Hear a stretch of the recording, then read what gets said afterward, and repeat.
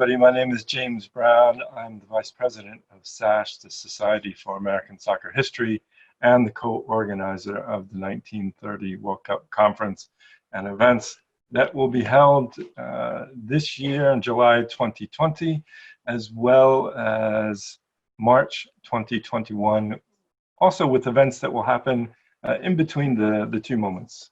And today I want to welcome Sebastián Salinas from Chile. Sebastián, how are you? Thank you for taking time to be with us. I appreciate it. How are you? Everything's okay here in Chile. As everybody knows, what we're doing, the idea of these interviews are just to really talk about the send-off and the departures, the preparation and the departures of the national teams who participated in the first World Cup.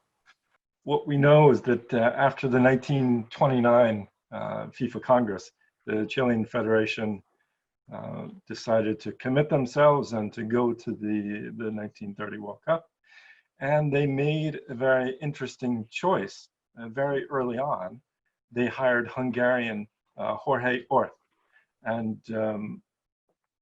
that was a choice that is quite mysterious because we don't know exactly how the Federation came to that decision, and even less is known in the newspapers, correct? Chilean newspapers don't say the word about why Jorge Orth was picked. But it's a really great news. Federation picked new trainer for the national team. It's a headline to the sports section in every newspaper in Santiago, at least. But doesn't know why, and we don't know even who make the contact with him. Maybe embassy, maybe Chilean embassy or in some European country, maybe players which play in Chile and was in Europe. I think in Jose Rossetti, an Italian player which play in Chile, but returned to Italy in 1927. He keep in contact with his former mates. The only thing, the only word of Jorge Orth in Chilean newspaper, he was a player of the Hungarian national team. That's the only thing that the newspaper said. Career. He played for quite a while. I think very close up in coming up towards the World Cup. So it's not like he was had been a coach for 10 years. The Hungarian team in the Olympics of 1924.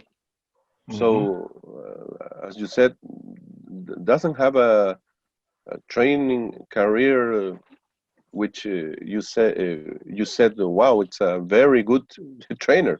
The Federation, the Chilean Federation, decides as early as April 1930, months away from the start of the World Cup. And what Jorge does, and I guess based on his European experience, is that what he does is he organizes a national championship. Yeah. And he scours throughout the country in order to choose, to pick and choose a number of players. And by April, if I'm correct, he had about 32 players. And what he did was he formed two teams. One was called the Whites and the Blues. And the Blues. To play against the stronger teams in Chile in order to weed the players out and come down to that final 19. So can you talk more about the preparation matches and also about the maybe the training methods that they might have used? Jorge Orth arrived to Chile in April 2nd. April 2nd to 1930. Okay. And a few days later, he already prepared a trainer a training with the Colo-Colo players, the most powerful team in the country, from Santiago. He even in April 9th, Colo-Colo was already to the supervision of Jorge Hort.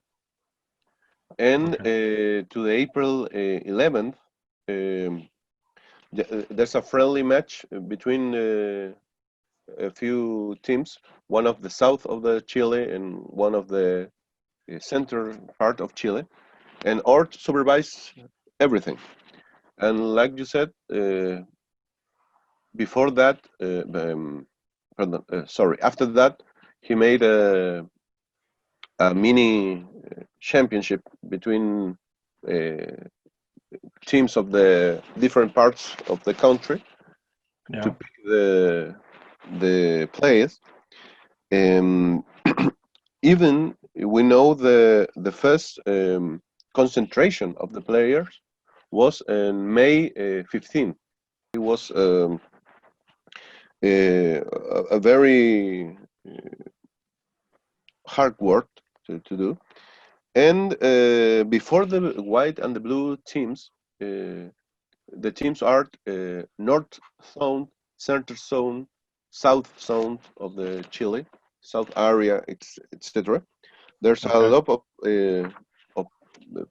games between these teams.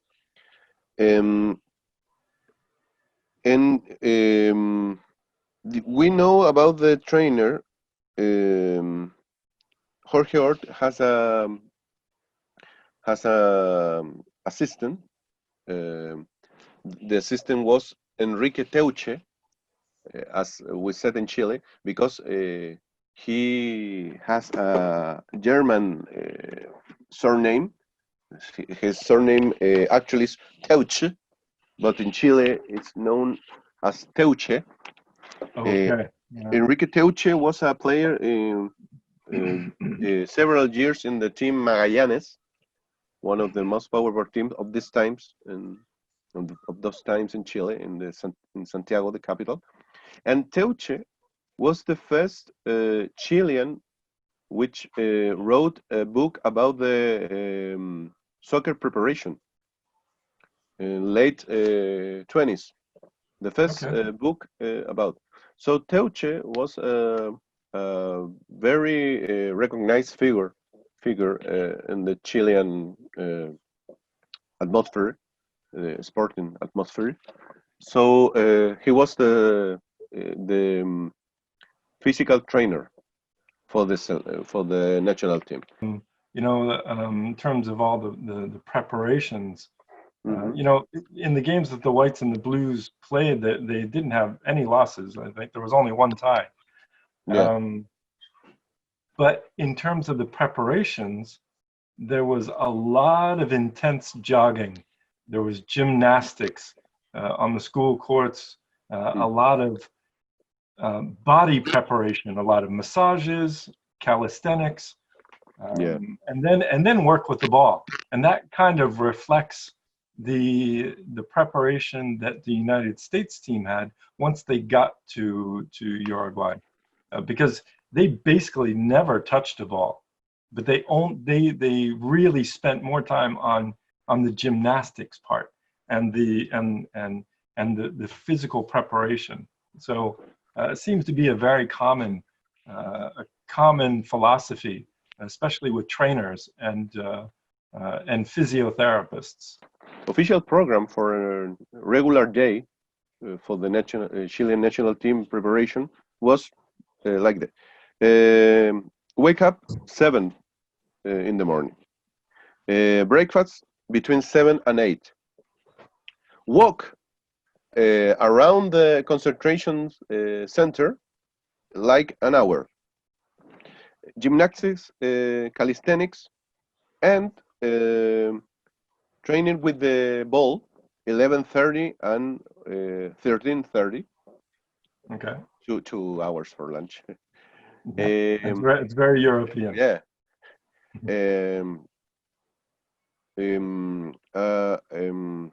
A break between 13:30 and 15,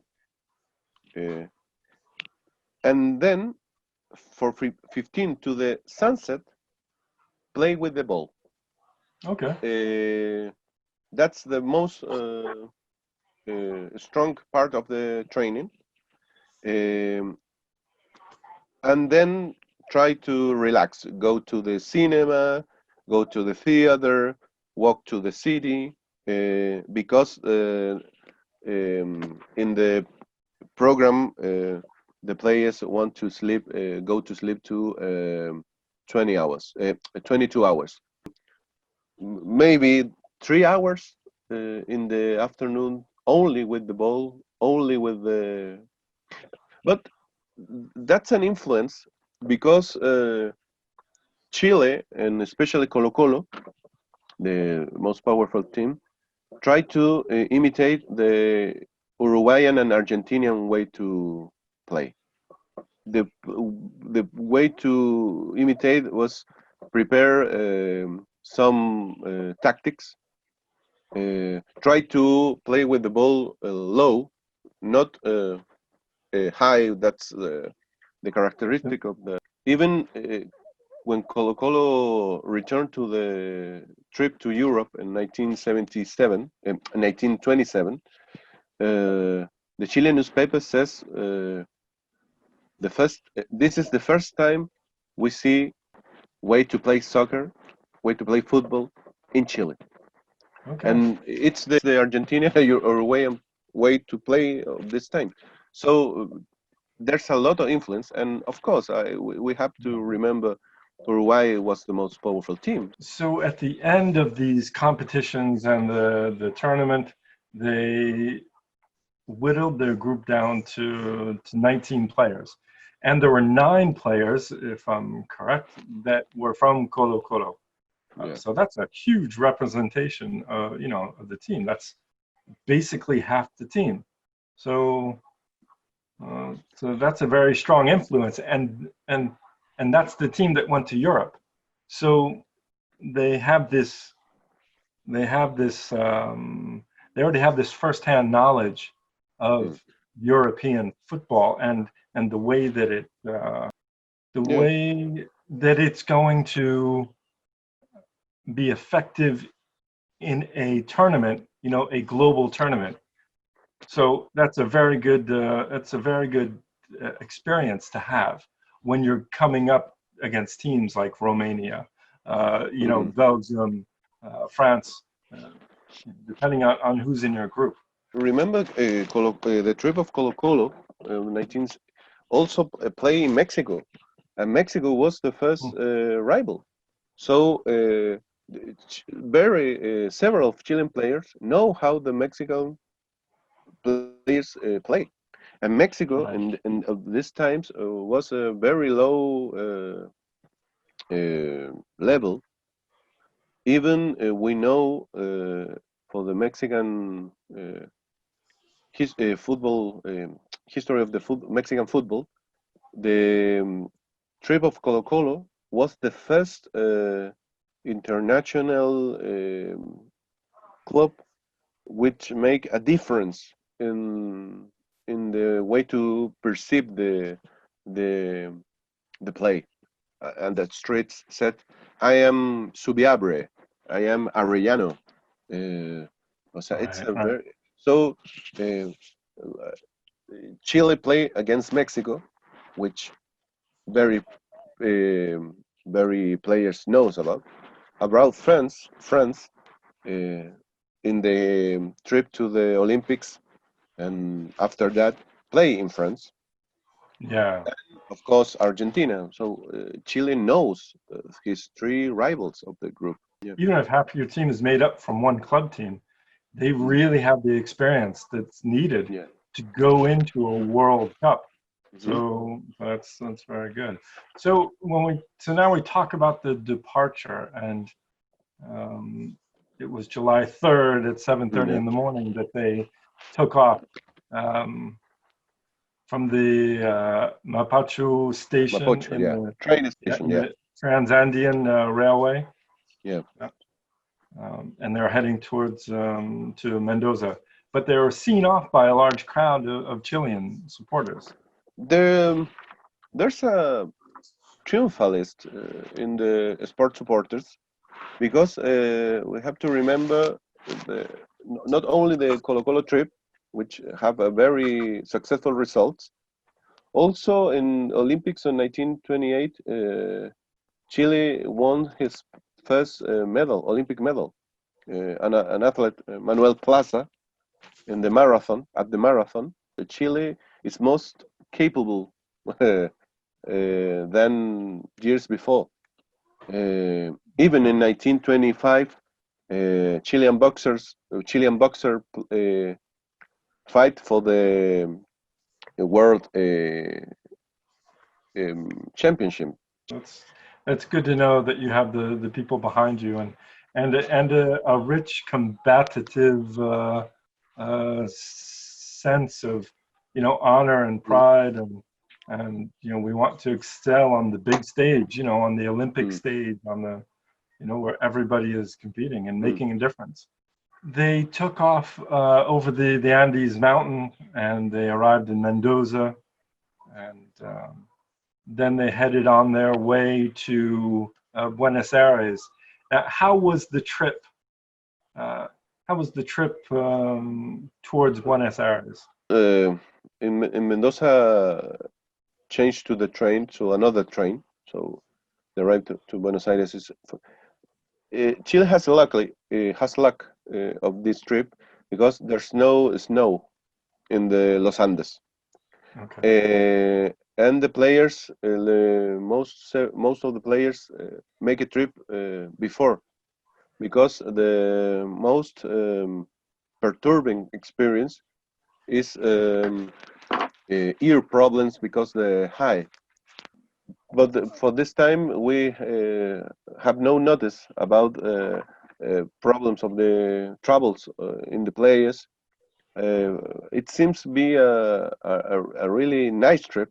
Doesn't have any detentions, so we have to remember arrive to Buenos Aires to pick the transfers, to the ship to Montevideo. We arrived on the 5th of July, and then spent the night in the Hotel Retiro in the capital, and with the Association Amateurs of Argentinian Football. And so before crossing over the Rio de la Plata to go to Montevideo, they also met up with the Peruvian national team. I think I know you know best. I think every trip was a arrangement by the Uruguayan Federation, no? I think. All the expenses were taken care of, the travel. So pick with the Peruvian national team, and that's a really a good question, because maybe the Peruvian team has traveled more softly if pick the train in Chile and cross not for the Magallanes Strait, not the Chilean make coincidence because the schedule. But also that's one of the best things about this World Cup, is that the idea is that it's the very basis of the World Cup, the thought and the philosophy behind Jules Rimet's thinking very, very early on was that football is a federator. It's a federator of all social classes. And it helps to ease tensions. It helps to mend wounds, and troubles between countries, or so it is a very powerful tool that's used in many, many ways on many levels, political levels, on the field, you know, as we see with Enrique Barro Sr. and all the work that he did to get everybody over from Europe. You know, so I think that's a great testament to the philosophy and the meaning of the World Cup. So once Peru and Chile arrive in Montevideo, they head over. You know, they head over to the Plaza Independencia, and at the foot of the Artigas monument, the Jules Rimet, Alf are there, and as well as the other clubs. And with there was a ceremony. The Chile. There was a ceremony of the celebration and the honoring of being in, you know, arriving for the World Cup, and then they were escorted to the Hotel des Anglais, and that's where, and that's in the neighborhood of Positos. They stayed with the Yugoslavian team and the American team. Yeah. You know, so that's a great bond that we share. You know. We have to remember one of the first acts to try to calm the tension between Chile and Peru was sent football clubs to play to the other country. 1928, Peruvian team comes to Chile, and a Chilean team goes to Peru. In 1929, first things that governments do for calm the tensions between Peru and Chile. In 1928, a Peruvian team comes to Chile, and a Chilean team goes to Peru to play. But in 1929, Colo-Colo was sent to Peru in an official embassy for the peace. Put on Colo-Colo this responsibility. So the football was a great tool for. You know, and we have, we're very fortunate. I've had the honor of meeting Jules Rimet's grandson, Yves Rimet. And he lives in the south of France, just above Nice, on the Mediterranean. And I'm hoping to be able to speak with him over the next few weeks. He is he has still got such a great memory, and he does a very good job of honoring his father's memory. You know, just as Juan Buero Harley, who is the grandson of Enrique Buero Sr., you know, and I've spoken with him. So they're very good keepers of, you know, of this history and the honor and the hard work that their grandfathers, you know, undertook in trying to make sure that this World Cup would happen. Because as of May, there were no European teams. So you can imagine 2 months before the World Cup, and there were no dedicated teams from Europe. So that was a lot of hard work on both of their sides. You are also a teacher of history, and you've written some books. And tell me about the book that you have with you. I want you to explain the idea of that. So limited edition about the history of Chilean national team until 2010. But the most famous book wrote by me was this. This is the history of Colo-Colo team in its first 8 years. From 1925 to 1933, because that's the amateur years of the club. Professionalism in Chile starts in 1933, and Colo-Colo was one of the primary supporters of that. Right. But in every book of Colo-Colo, no one researched the amateur years. Right. And there's a book very important, wrote in 1975 when Colo-Colo has 15 years. Almost every book about the club since this book copy of the information. So we research almost every newspaper in Chile.